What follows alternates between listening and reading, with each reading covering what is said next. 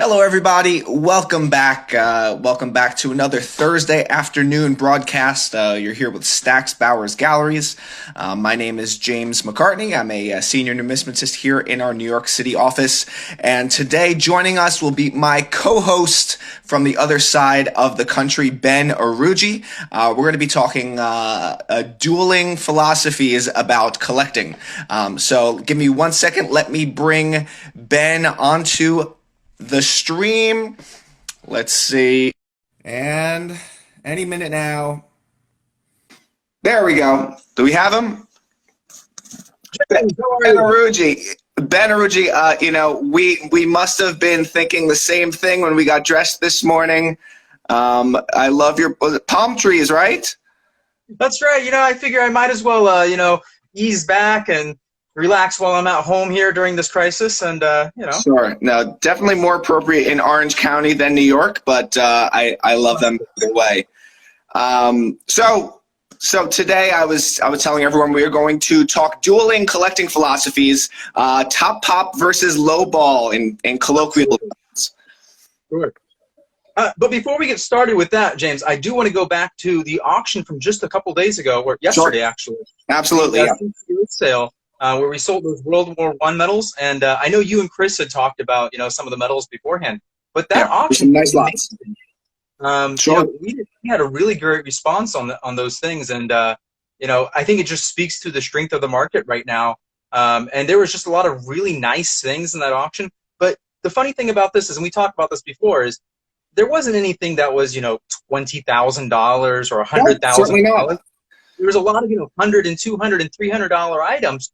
But they brought really great money because it was kind of a cohesive collection. Somebody really spent the time to put together something that was really nice. So we talk about that all the time. When you're collecting something, make sure that you're focused and you put together something that's good. Sure. Anyway. Yeah, to collect things, as we mentioned last time, to know what you're collecting, to buy the book before the coin. And I know a lot of those medals, even the ones that Chris and I reviewed, realized well above their high estimates. So that was a pretty good sale. Yeah. Okay. But you wanted to talk about low ball and top pop, and I know we kind of have some differing opinions here. Sure, we certainly do, as we do on most topics. That does happen. Yeah. We have some differing ideas of, between the two, what is worth pursuing a little bit more. Definitely. And these are, of course, on the opposite extremes of the collecting spectrum, right? I mean, most people will fall somewhere in between, but, top pop, you have the very, very finest known. Low ball, you have the very, very most worn, most heavily circulated coins. Sure. For my position, and it's pretty easy, it's, the kind of the classical position, when you're collecting something, you want to get the finest that you can. Sure. Right?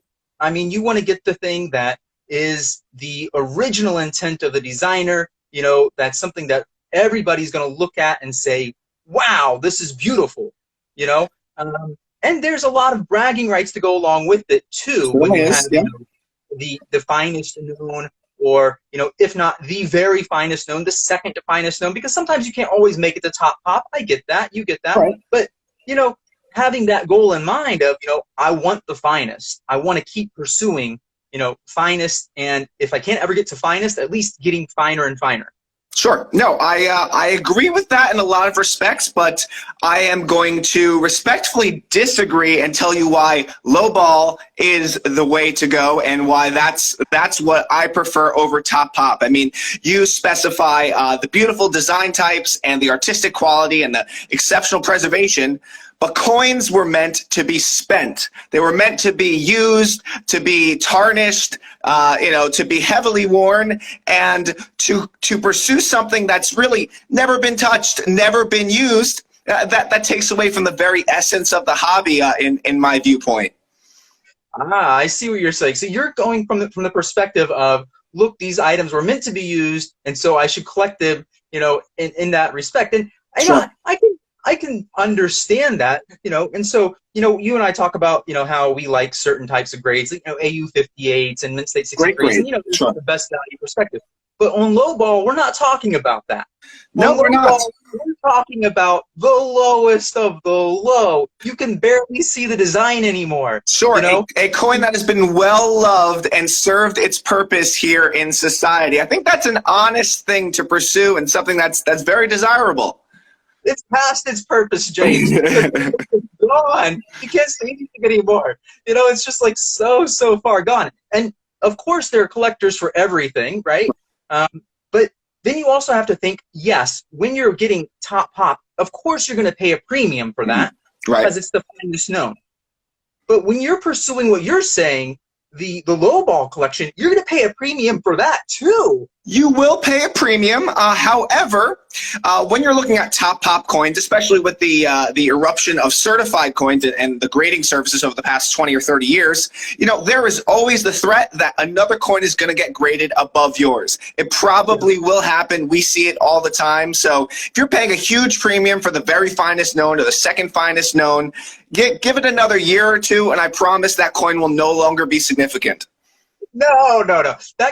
That is the case for what? You know, like common issues, you know, more like Lincoln cents and, you know, Franklin half dollars and, sure, you know, things like that. But when you get into the rarities, certainly that's not the case. You know, you can really get the, you know, the top pop or, you know, awfully close to it. And, you know, you can feel reasonably comfortable that your coin is going to stay, you know, within the, you know, the top stratosphere. It's just the idea that I'm going to actively pursue the lowest of the low, sure, run counter to, you know, everything we hear about in coin collecting. When you're thinking about coin collecting, what do people always tell you? Buy the best thing you can afford. Right. You know, when you're looking at a bunch of coins, you know, you want to be selective. You want to say, which one has more wear here? Which is even the nicer coin for the grade? You know, you're always thinking about getting something better, not worse. Worse is the opposite direction. Sure, I think collectors may hear the term lowball and think that it is, you know, a reckless pursuit of anything that's been worn and even destroyed. But that's really not what lowball is, right? Or at least not what the collectors have emphasized as important. You know, we're looking for coins with even wear, good, honest patina, no surface problems like cleaning or damage, environmental damage, and at the very, very lowest grades, that's very tough to come by. You know, if you're thinking about something like a large cent that is very susceptible to all types of damage, finding one in a nice, you know, poor one or fair two grade that we would call problem free or honestly worn, very, very tough. Way more difficult than finding a Morgan dollar in mint state 67 that hasn't had any fun in its life. Hasn't had any fun. Okay. Well, I mean, I guess to the extent that, you know, it's harder to find, I get that. But why is it harder to find? Because you know as well as I do, like with the advent of grading and whatnot, you know, people who are pursuing coins, we're tossing these things aside. You know, the lowball material, this is the unwanted coins of numismatics. Right. Nobody pays attention to these. Are just tossing them off to the side. These are considered trash. You might as well melt them or whatnot. You know, they never received much love. But then when, you know, 60s and 70s are rolling around and people are really thinking about, no, I don't just want a gem mint state. I want a really nice gem mint state coin. Sure. You know, I want something that is absolutely incredible. And they keep pursuing finer and finer. And, you know, for a while, there were people who were just like, yeah, that's not really a thing. Give me a gem and all gems are equal. But we know that's not the case. Not to modern collectors. Definitely not. No, all gems are not equal. And, you know, I think there's something to be said for that, you know, you can get the finest of the finest. You know, that's what makes our rarities night sales. That's what, you know, draws the headlines, that makes the Coin World articles. Sure. And, you know, that's what we all want. We all want the best. You know, I will apply the adage, one man's trash is another man's treasure. You know, you talk about collectors discarding these heavily worn coins in favor of the mint state coins. And yeah, that was very prominent, but ultimately those heavily worn coins, they're still historic. They represent a value play. And I think that's also part of the appeal for the lowball sets. They're accessible. They're affordable. You know, you don't have to have a stratospheric budget to get something that's attractive, that's historic, historic, and that's in a lot of cases even really rare. You're right. You're right. On budget, I can't win this argument. For sure. You can't win that There's argument. no way I can win the argument on budget. Sure. Although you will pay too much money for that low ball coin. And then when you're talking about money, then I start to think about, okay, well, when it's time to sell, which is easier to sell? Which is more liquid, the top pop coin or the low ball coin? Well, I think perhaps our recent sale of the D. Brent Pogue collection, Part 7, is a good illustration of both sides of both of our arguments, right? We had the very finest of the fine. We have the 54S Half Eagle, the finest known AU58 Plus, but we still had, many dozens of well-worn Tor 1 coins that brought incredibly strong prices we never would have expected. So there's obviously a strong demand at both ends of the market right now. So it still may be a good a wise investment if you are looking for something that holds value, because as we've been seeing, more and more collectors are going towards that low ball. I hear you, and I called those lowball coins in the Pogue sale, and there was some joy there seeing something that we estimated for $100 to $150, and it ends up selling for $1,000. And it's like, wow, clearly people do appreciate these things. Yeah. I would probably argue that a large part of that premium was associated with the fact that these were, D. Brent Pogue's coins, and they had that pedigree attached to them. And it's an accessible way for the common man to own a piece of D. Brent Pogue. But when you think of D. Brent Pogue and you think of his collection, I promise you, the vast majority of people are not going to say, "Oh yeah, D. Brent Pogue's low balls, those were the best." No, they're going to think that he owned the finest of the finest. I agree. The finest of the finest will be what goes down in history. But the fact that he had something accessible like the low ball set, makes the collection more approachable to collectors, way more friendly. I think, even the fact that D. Brent Pogue himself had a strong interest in these low ball sets speaks to the importance of what these represent in the collecting market. Yeah.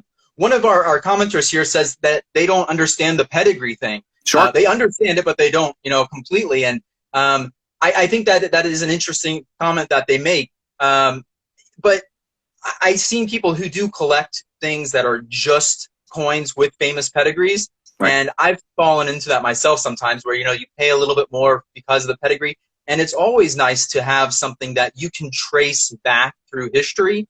That has been something that has been appreciated by a large number of people. And, I know particularly with like early coppers and things like that, that pedigree can be extremely valuable. Oh, absolutely. So I wanted to address that question that just came up that I saw real quick. But in any case, I mean, I can understand the merits of lowball collecting. I may or may not have a couple of lowballs in my collection as well. Right. I don't want to be a complete hypocrite here. I wouldn't blame you.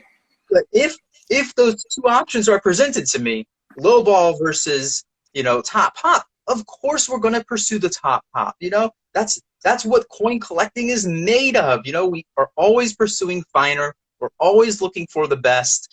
And when you're training a new numismatist or a young kid in this hobby, you're not telling this kid, "Hey, look for the worst." The worst is what you want. No, you're not telling them that, but very often what the new collector is able to access are the low balls. So there's a very intimidating aspect of the top pop sets, enough to even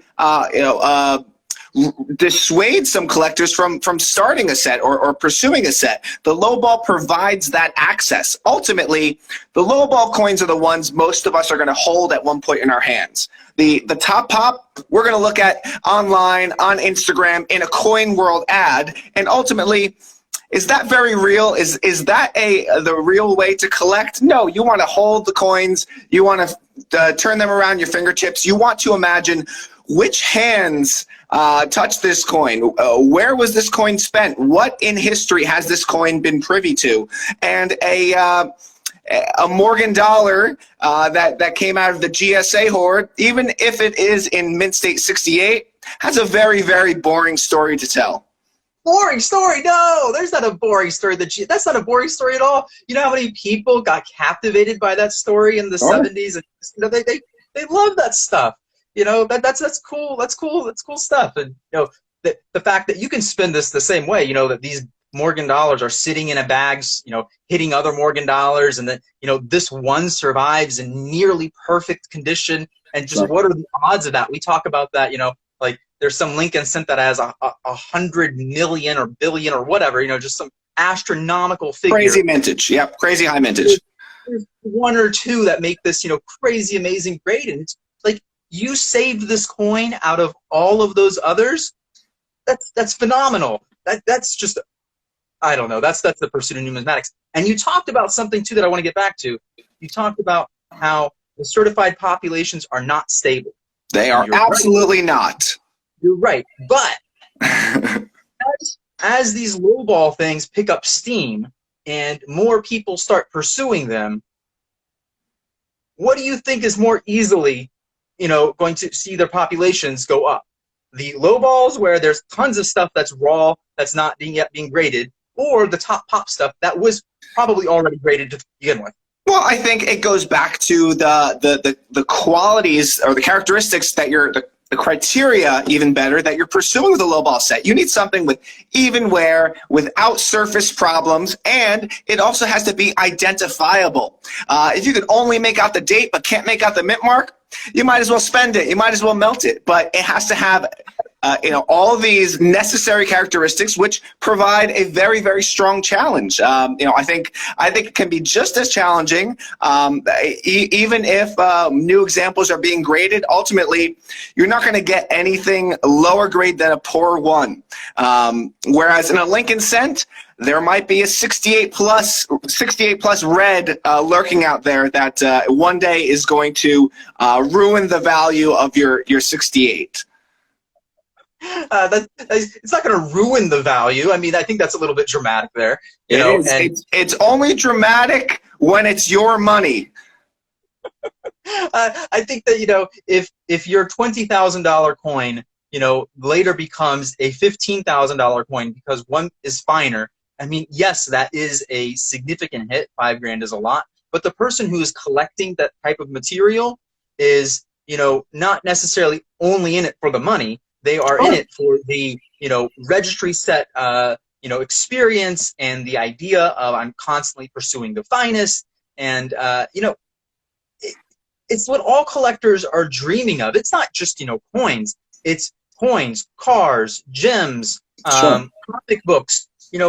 This idea of lowball is, it's almost crazy, James.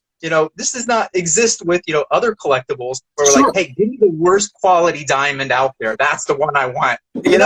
I think you bring up other collectibles, and there is actually a strong argument to be made that something mint state unused is much less desirable than something that's actually been put to the test. You look at automobiles, something that's been raced, something driven by Steve McQueen or any of these greats is going to fetch significantly more than a car that's been sitting on the lot, no matter how rare. We see the same thing with watches. Watches worn by someone like Paul Newman sell for astronomically more than even the same example that's been unused. And we can extend that to things like guitars, anything else that you participate, game-worn sports memorabilia. People want their things used, and they're voting with their dollar. Who held these coins? These coins circulated amongst all Americans, maybe even non-Americans overseas. These coins aren't, attached to a famous person. They're attached to all of us, right? The reason why these objects that you're talking about are valuable is because they're attached to a person that we all love and, remember. And, there's something about that person that we can all say, yes, I remember watching them or whatever the case is. And you're buying a piece of their life, a piece of their work. And that's not true with the lowball, coins. With the lowball coins, it's just, It's just the totally worn coin. Well, you know what? You concentrate on the top pop stuff and leave all the low balls to me. I am happy to buy the well-worn but evenly circulated coins that are really a great value and something that we're seeing more and more of in our sales, really. Yeah, you're not wrong that we are seeing a lot of the low ball stuff kind of picking up steam. There's definitely a market for that. And I think you will agree with this. I think, part of our dilemma here is that we're forced to choose between top pop and low ball, whereas if we really had the option, we would choose something towards the middle. There are 65 grades between those two extremes. So, I think both of us would go somewhere in the middle, maybe closer to the mint state category, but still with circulation, with wear. And that is the key point I want to make. I mean, there's definitely appeal in a lightly circulated coin, and for a beginning collector, I would totally. I mean, I talked about this last week. With the typeset stuff, yes, circulated stuff makes sense. You can get nice EF45, AU stuff, but not Pour One. Pour One is just no. If you're gonna do it all the way. Again, it does present a very strong challenge. But Ben, we are running out of time. So with the last few minutes, you say top pop, I say low ball. Why don't we discuss what we would recommend to a collector who wants to pursue either of those? Sure. So I would say that if you're going to choose top pop, I'll argue that stance, since that's the stance I took before.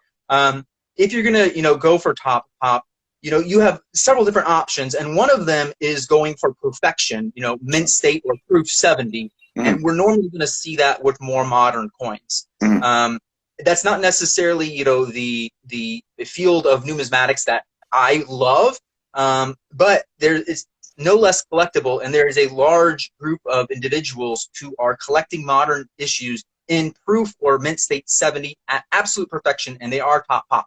Sure. But you have to remember that they are top pop with 1,000 other examples. So in one way, it's cool because your collection is perfect. But in another way, there's not really the glamour, so to speak, of having something that is truly extremely rare. Whereas when most people think top pop, they're thinking, yeah, I have one, and maybe I share that top pop status with 5 or less. The conventional condition census, usually 6 to 10 pieces. Sure. So that's kind of, if you're going to pursue a top pop item, that's what I would suggest. Choose a top pop item in something where you're not going to be competing with 1,000 other coins, when it comes time to sell. And choose a series that is, very popular, that a lot of people are going to be participating in the registry sets. Sure. So that when it is time to sell, you're going to have a lot of people that coin is going to appeal to. Some of the less collected series don't get that kind of appreciation when that coin does show up on the market, and it's just harder to sell. It's not as liquid. Right. So that's something that I would suggest. And then we've talked about CAC, I think, personally before, but that is another thing that people do keep in mind when they're collecting top pop. You might share the same grade with 5 other coins, but only one of them has a CAC certified sticker. In that case, it will matter a lot. Sure. So the coin that is top pop with a CAC approval sticker is going to sell for and is going to be much more desirable than one without. Sure. I mean, we see it all the time. There's heavy variation even within the same grade, even within the same plus grade. So yeah, the CAC sticker definitely makes a big impact on the value and desirability. But yeah, Ben, I definitely agree with that philosophy. I think that's a fun, sustainable way to approach it. That's not going to result in too much frustration. In terms of the low pop, or the low ball rather, I would have 2 suggestions. That early copper is a great place to start, only because there is so many heavily worn early coppers. I can't think of anything more rewarding than perhaps a date set of early copper of large cents. I think there's a lot of ammunition for that out in the collecting community, and that can be had with a relatively low budget. So if someone's going to start a low ball set, that might be where I point them, a low ball set of large cents. However, on the opposite end of the spectrum, a challenging low ball set might be a set of piece silver dollars. These are just like the Morgan dollar. Many of them didn't circulate heavily. And so most of them are, in that if they're not mint state, they're AU, they're EF, but to get something down into the poor and the fair and the about good level is very, very challenging. So I think those two options are where I would steer a new collector who's trying to decide what to collect and how to collect it. Sure. Yeah, that makes sense. I know commemoratives are extremely popular as Really? low ball because commemoratives weren't really made to circulate out in the widespread commerce, and the poor examples are likely to be those that somebody kept in their pocket for a very long time. Yeah, which is probably the case for that the New Rochelle $half that we sold as part of the Pogue collection. I assume you auctioneered that off. Yes, that went for, I think, more than $3,000. Sure. And I mean, it was incredible. That when that coin came in too, that wasn't certified at the time, and we were looking at it and we were trying to decide, what is this? We couldn't even see it, And so we were kind of showing around the office, and we knew it was a U.S. coin, but we're like, well, what commemorative is this? And so it's kind of funny because there's just so little that was left to the design. But eventually, after 5 minutes, we figured it out. But it's funny because there aren't too many things that we see that we're just like, Sure. No, we've seen at least one of everything. Sure. So that was kind of funny. One thing that, I do want to say is either way, if you're doing the low ball or you're doing the top pop, we're talking about certified coins. And so do you recommend keeping all of your coins with one grading service? So NGC or PCGS or perhaps even one of the others? Sure. I think, we see historically NGC and PCGS definitely command the best premiums on the market. I won't say anything about grading standards, but ultimately what people are willing to pay for are NGC and PCGS coins. I would personally prefer to keep my collection at one grading service just to be uniform and really to adhere to the same standards. However, there are certain series that I would recommend one grading service above the other if I was helping a client maximize the value of their collection. So I guess my answer is, we're going to use a mix of both. I personally would prefer one or the other, but when it comes to sell, different grading services have different approaches, and we like to take advantage of that. Not so many years ago, both grading services were playing nice with each other, and so you could have coins from the other service be on your registry set. Right. That's no longer. Now you have to, if you're going to participate in the PCGS registry set or the NGC sets, you have to have all NGC coins or all PCGS coins. So that is a good thing to think about before you start buying a number of coins. Which group of collectors do I want to compete against? Sure. No, and if you didn't think about that before you start to build your set, we often help our clients with crossovers to the other service. So that's definitely something we're very, very familiar with. It can result in a good value upgrade, or even just present your collection a lot more uniformly in a more cohesive way, just like Ben was talking about with our CCO sale last week. It's really important to present a cohesive collection, and that tends to generate the most interest. Absolutely, yeah. We see that time and time again. If you put together a collection and it's well thought through, and it's, you said cohesive, but yeah, if that's the case, it sells well, it sells for a premium, we're able to market it better. It's just time and time again, we see it over and over again. Absolutely. One of the greatest pieces of advice we'd ever give to any collectors. All right, so Ben, looks like we are all out of time for today. So let's sign off, Ben. If clients want to get in contact with you, how do they do that?